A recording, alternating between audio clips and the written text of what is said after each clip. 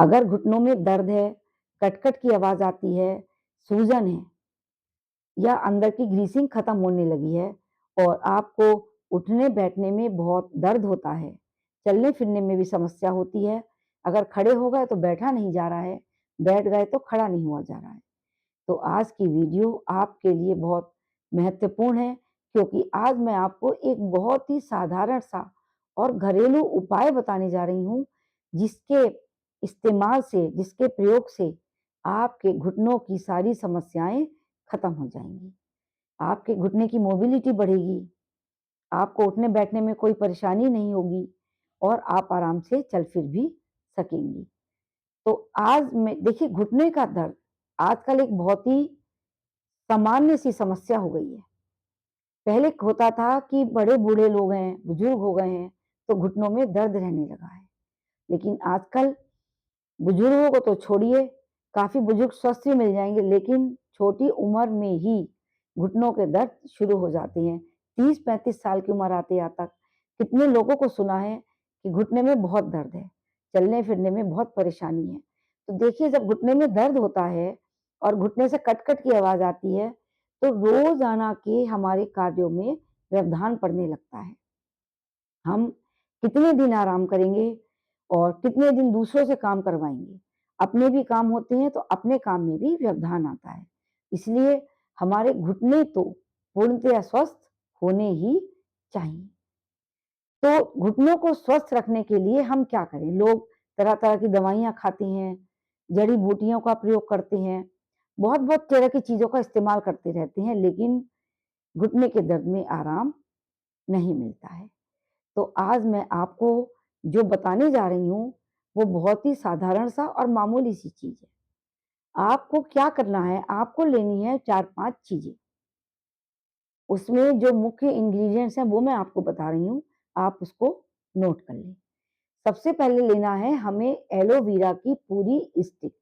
जो एलोवेरा की पूरी एक स्टिक होती है, उसमें पूरे जेल वाली, जो मोटी स्टिक हो और जिसमें अंदर जेल ज़्यादा हो, हमें वो वाली स्टिक लेनी है।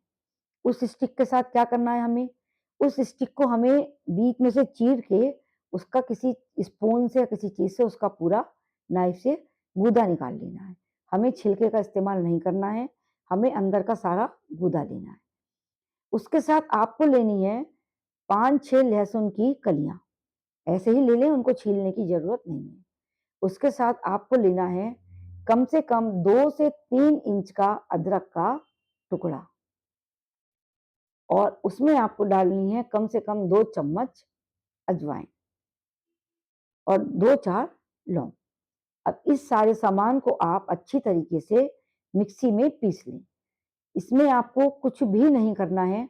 इसमें चाहें तो आप 4 या 5 बूंद सरसों आधा चम्मच सरसों का तेल या तिल का तेल मिला दें। सारे सामान को आप मिक्सी में पीस लें। बिल्कुल बारीक पेस्ट आप इसका आपको बना लेना है। कहीं भी कोई दरदरा ना रहे, क्योंकि अगर जब तक बारीक पेस्ट नहीं बनेगा, तब तक इसके पूरे इंग्रीडिएंट जितने भी गुण हैं, वो निकल के आपको नहीं मिलेंगे। तो बिल्कुल बारीक से बारीक पेस्ट बना लेना है इसको। अब इसको पेस्ट बनाने के बाद आप इसे किसी बर्तन में निकाल लें और उसके अंदर आप आटा डालेंगे। आपको पानी बिल्कुल नहीं मिलाना है। जितने भी आटे में आपकी आटे की रोटी की जैसे हम रोटी की तरह आटा बनाते हैं, उस तरह का हमें आटा मलना है। अब उसमें आपका चाहे 2 कटोरी आटा पड़ जाए या 1 कटोरी आटा पड़ जाए, बस आपको उसको गूँथना है। थोड़ा-थोड़ा आटा डालती रहें, उसको गूँथती रहें, मिक्स करती रहें। फिर जितनी ज़रूरत हो उतना-उतना मिक्स करके बिल्कुल जैसे हम रोटी बनाते हैं, उस तरह का आटा हमको तैयार कर लेना है। अब इस आटे का ये आटा आपका बन गया जड़ी-बूटियों वाला आटा। अब इससे हमें क्या करना है, इससे हमें बनानी है रोटी। तो अब रोटी कैसे बनानी है? देखिए, आप जितना खाने के लिए रोटी तैयार करती हैं, उतनी बड़ी रोटी नहीं बनानी है, ना उतनी पतली बनानी है। हमें रोटी की मोटाई ना तो बहुत मोटी करनी है, ना बहुत पतली करनी है। जिस तरह की रोटी आप खाती हैं, उससे थोड़ा-सा मोटी रोटी बना लें। जितनी भी रोटियाँ बने, आप रोटी बना के रख लें। रोटियाँ नहीं सेकनी है आपको, सिर्फ़ डालना है और पलटना है। दोनों तरफ से बस सेक के तवे पर उसको मुलायम-मुलायम ही उतार लें और किसी बटर पेपर में रैप करके उसको फ्रिज में रख लें। अब इसका इस्तेमाल कैसे करना है? इसका इस्तेमाल करने के लिए आपको रात का समय ज़्यादा उपयुक्त है। तो अगर रात रात को आप एक रोटी निकालेंगी, उसको हल्का-सा गरम करेंगी। उससे पहले आपको क्या करना है, 1 कटोरी में सरसों या तिल का तेल लेना है 3-4 चम्मच, उसमें आपको मिलानी है आधा चम्मच हल्दी। हल्दी वाला तेल आप पका कर रख लें अपने पास, उसको पकाकर या तो शीशी में रख लें या कटोरी में रखा रहने दें, क्योंकि उसको आपको गरम करने की ज़रूरत पड़ेगी। अब रात के समय आप उस कटोरी के में जो तेल है उसको गरम करें, जो सरसों या तिल का तेल हल्दी वाला है, उसको आप गरम करेंगी। उस तेल को आप अपने घुटने पर लगाएँगी, घुटने पर चारों तरफ अच्छे से लगा लेंगी ऊपर की तरफ और उस पर लगाकर आप उसको हल्के से हाथों से रब करके उसकी मालिश करेंगी 2-4 मिनट।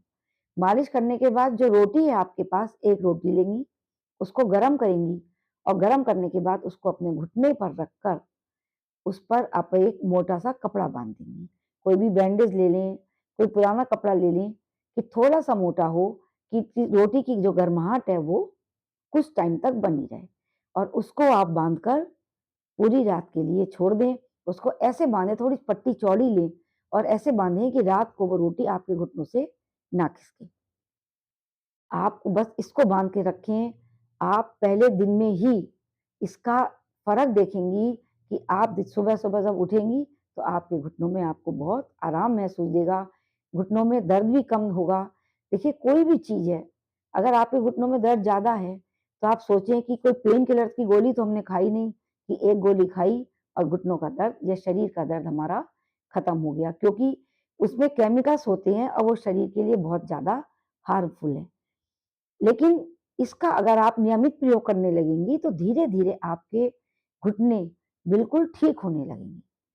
जब एक जो आपने रोटी का इस्तेमाल करा है उसको फिर उठाकर रख लिया आप, फिर उसको आप बटर पेपर में रख दीजिए, फिर उसका 1 रोटी का इस्तेमाल आप 8 से या 7-8 दिन से 10 दिन तक कर सकती हैं।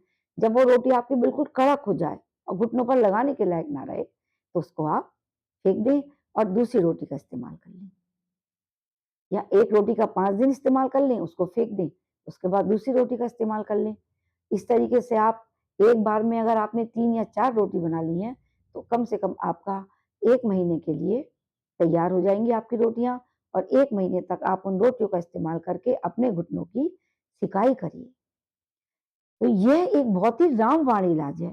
हमने एक रोटी को ऐसी रोटी बना लिया है जो हमारे घुटने के दर्द को पूरा खींच लेगी। तो आप अपने घुटने पर लगाइए, आपको लाभ अवश्य मिलेगा। आपने अगर अब तक मेरे चैनल को सब्सक्राइब नहीं किया है, तो उसको सब्सक्राइब कर दें, मेरी वीडियो को लाइक कर दें और प्लीज़ सेवा मानकर इसको और लोगों में भी शेयर कर दें। और एक रिक्वेस्ट आपसे और कि जब आप इस हर्बल रोटी का, आयुर्वेदिक रोटी का इस्तेमाल करें और आपको इससे लाभ मिले, तो आप इसको कमेंट वैक्स बॉक्स में लिखकर ज़रूर बताइए कि आपको इससे कितना लाभ मिला और पहले ही दिन आपको इस रोटी से कितना आराम मिला। क्योंकि जब आप लोग कमेंट बॉक्स में कुछ अच्छा लिखते हैं, आपको लाभ मिलता है, तो हमें भी मोटिवेशन मिलती है, हमें भी प्रेरणा मिलती है कि हम आपको और अच्छे से अच्छा आयुर्वेदिक या हर्बल ट्रीटमेंट बता सकें। Thank you.